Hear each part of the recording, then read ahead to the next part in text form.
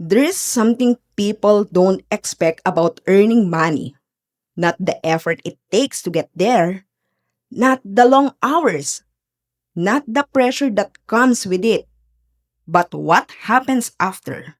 Because for most people, a salary increases feels like a breakthrough, something they've been working toward for a long time, a moment that represents progress, growth, movement, like life is finally going into the right direction.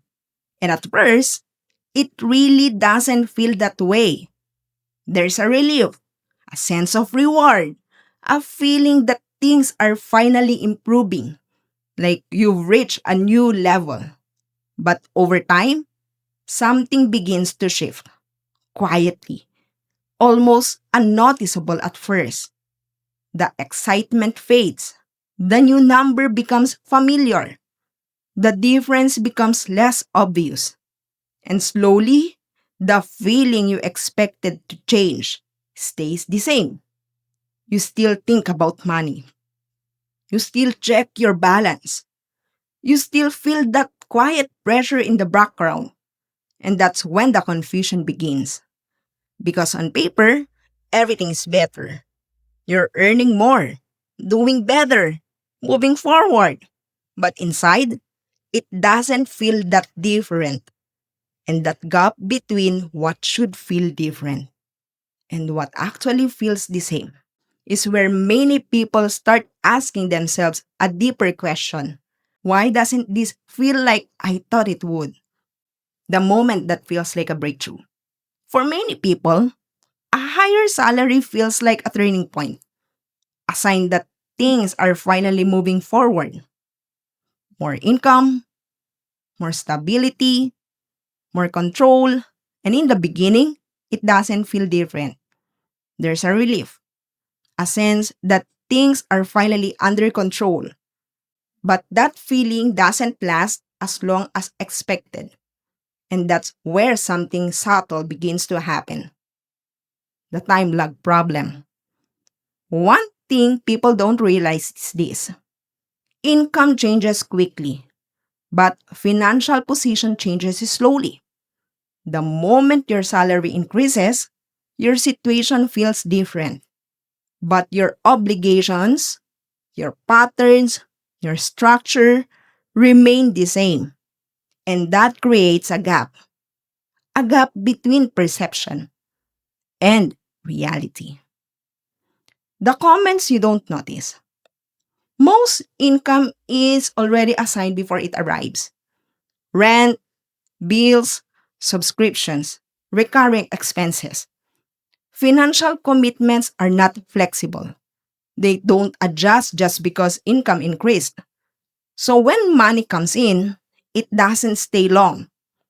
It moves immediately and often automatically. The invisible contracts. There is something deeper happening here, something less obvious. Every financial decision creates a future commitment, a subscription, a payment plan, a lifestyle choice. And over time, those commitments accumulate quietly until a large part of your income is no longer yours to control. The speed of adoption. Humans adapt quickly, especially to improvement. A higher salary feels significant for a short time, then it becomes normal. And once something becomes normal, it no longer feels like progress. It feels expected, and expected things don't create satisfaction. The false signal of income. Income gives a signal, a feeling of progress, but it's not always an accurate measure because income reflects activity, not income.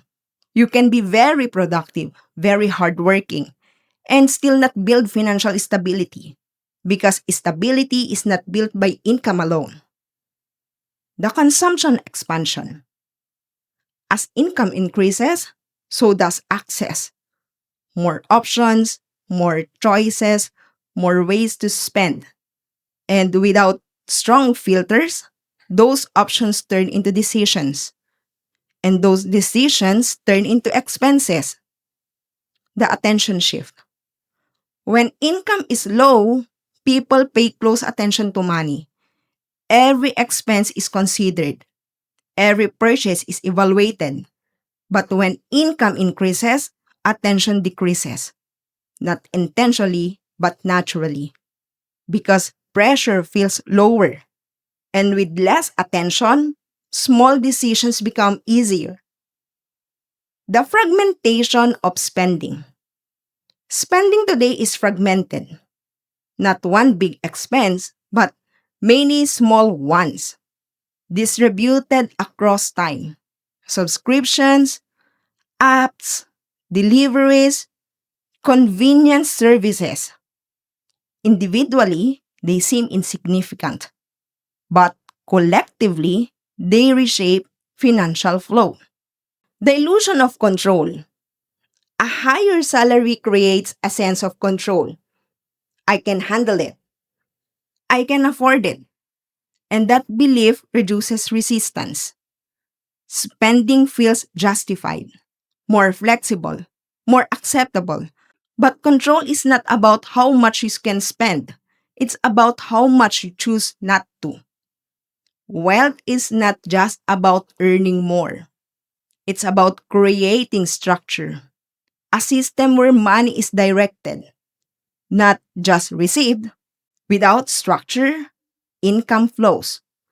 With structure, it accumulates. The real shift happens quietly, not when income increases, but when behavior changes. When attention returns, when decisions slow down, when patterns become visible, because a salary increase is not a solution, it's an opportunity to change direction or continue the same pattern at a higher level. Because in the end, earning money can change your situation, but it doesn't automatically change your income. That depends on something else: your awareness, your structure, your decisions over time. If you enjoy conversations about money, financial psychology, and the patterns that shape financial outcomes, welcome to the Asian Broke Diary.